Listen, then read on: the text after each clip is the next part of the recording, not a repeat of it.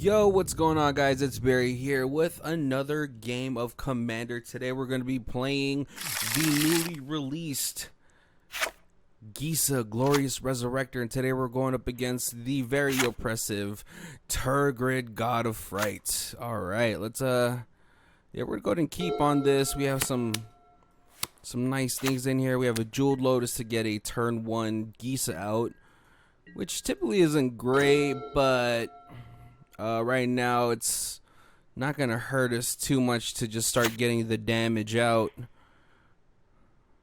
Kind of want to say typically I would play this Urborg right away, but since we drew the Ancient Tomb, we should be good. Alright, Jeweled Lotus doing that broken mana work right there for a turn 1 commander. Let's see, what else do we got? Yeah, we got Peer into the Abyss for a later game. We have 2 spot removals right here, so we should be okay when the Turdgrid comes out. Alright, trigger on the stack. If you guys don't know, Gisa is a 4-drop 2 and 2 black. If a creature an opponent controls would die, exile it instead. And at the beginning of the upkeep, if she is on the battlefield, you can return those creatures back to the battlefield. They gain Decayed, which means a creature with Decay can't block. When it attacks, sacrifice it at the end of combat. So let's go right here. Alright, one of the biggest things we have to fear from a Turdgrid deck is cards like Dark Deal, things that are going to make us either discard or sacrifice our things. So that's one thing that we have to look out for. Alright, we have Imp's Mischief, which is nice. Let's go ahead and put that out. Imp's Mischief is a nice little tech against targeted removals. If you guys don't know what it is, see, black can really do everything. You just have to pay life, right? Change the target of a spell. With a single target, you lose life equal to that mana. And see right here. Oh, I can't exactly change the target right here, which is unfortunate. Ooh, man, Gaunties have been biting me in the butt lately. I think when I first made this deck, I wanted to do a couple games as a tryout. Someone hit me with a Gaunty and took my Tevish Zot, which is one of my draw engines in the deck, so that's unfortunate. Let's see, 1, 2, 3, 4, and then drop 5. All right.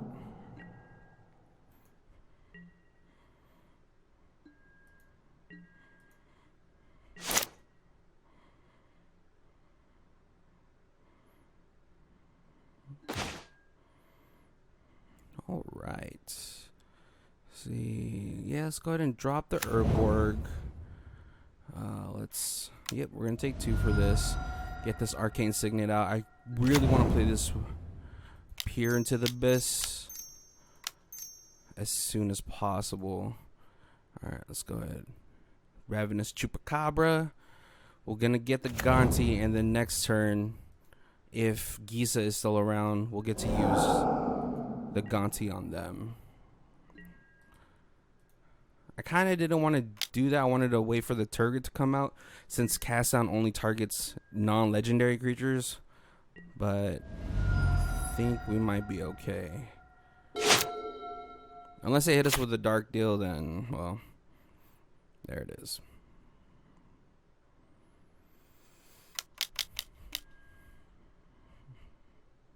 Ooh, Obulus reunited.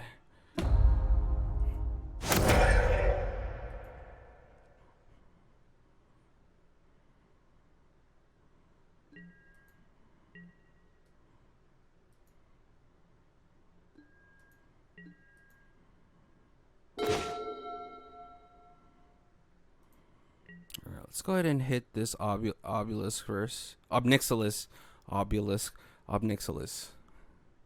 Okay, hold on. Is that mine? Okay.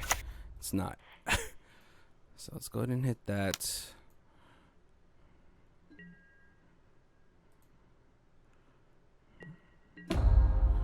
So one question I had, right, going into this is, if I bring out Gisa again, will the Gonti that I was exiled with her from before come back still?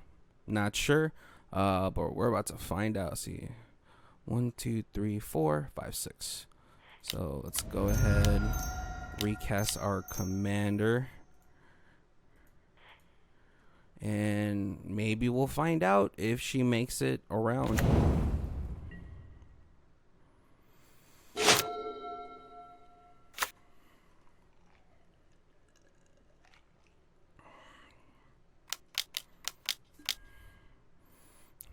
Cage Sun is so good for them. Oh man. Okay, so answer is no. Let's see.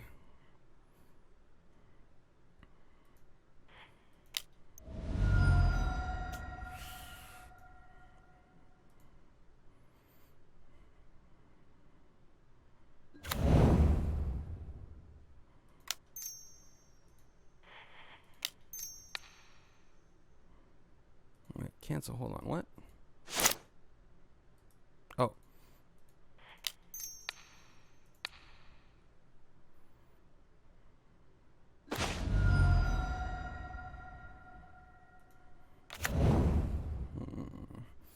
Alright, so I think what I'm going to do here is just set up for as much mana as possible.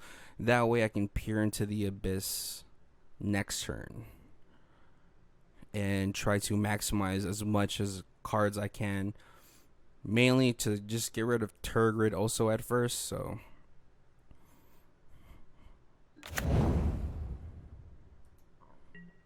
Alright. For some attacks. Very uncharacteristic. Like, it looks like I might be able to get through with just commander damage, but it's a very unlikely to happen, right? All right. So next turn, I can peer into the abyss, hopefully into a Cabal Coffers, and try to maximize that much. See, if I put 1, 2, 3, 4, 5, 6, 7. I'll get to drop. Tap 2 for 7. Well, no, because I have to use these. So 3, 6.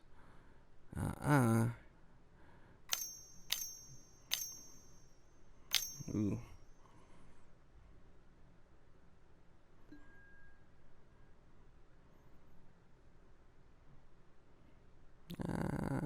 Yeah, that's fine. Yes, put it back.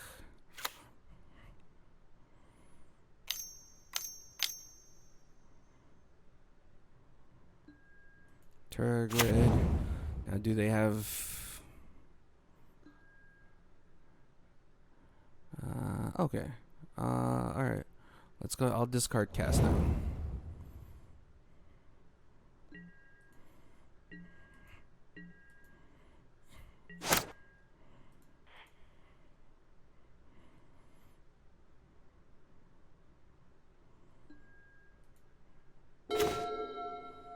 Okay, so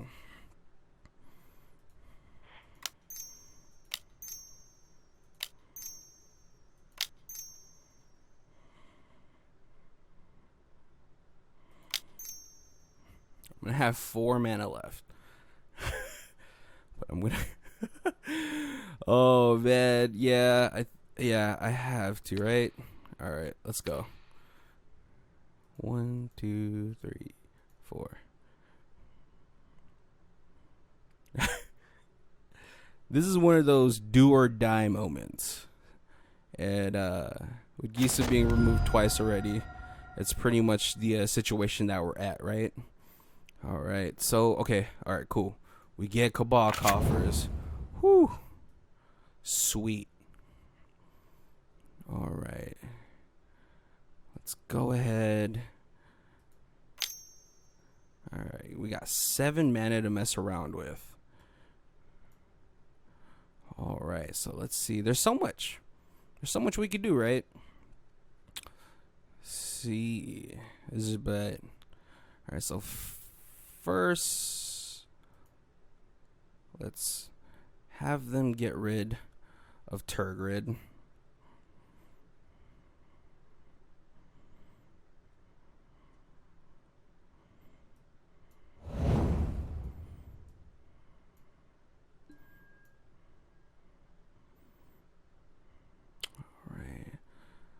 Let's go ahead. Oh, there's so much good stuff to pull out. All right. Because I think, all right, so this turn, we can kind of dump a good chunk of creatures out. So let's go ahead and put that out. Get Crypt Gas out.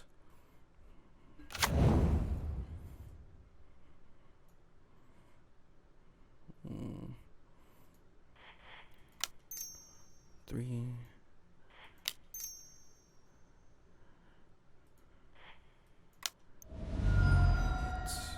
Alright, we'll get Ugin Spirit Dragon out. No. Want to go ahead and save those. Alright, let's deal 3 damage up top. And at this point, we're just going to dump out all these, some of the bigger creatures that we have, and call it there. Whew.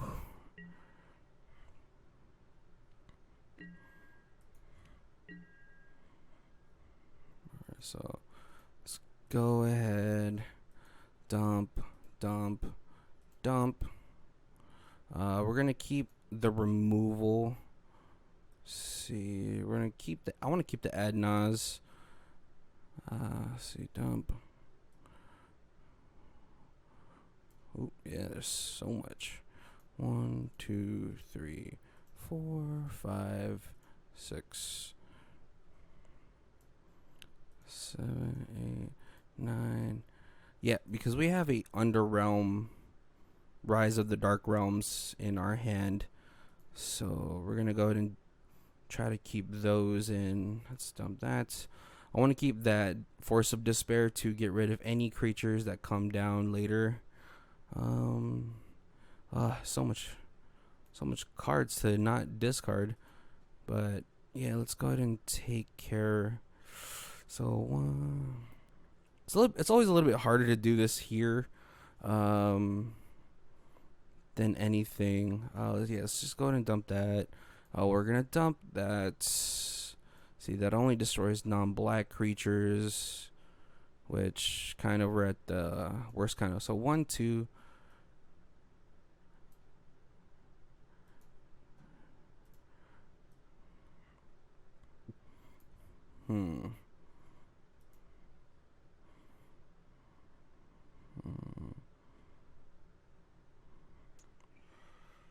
Alright, we'll dump that. Oh man, so much. Alright. Yeah, we're just gonna bank on this Rise of the Dark Realms resolving. Hopefully. But then Ugin is another threat that they have to warn her about too, so because it's already at 9. So I left this 1-man open for this Board to Imp's Mischief something. I'm pretty sure they're gonna want to get Turdgrid out before they do anything at all. Oh no, don't. Are you gonna res? Okay. Whew.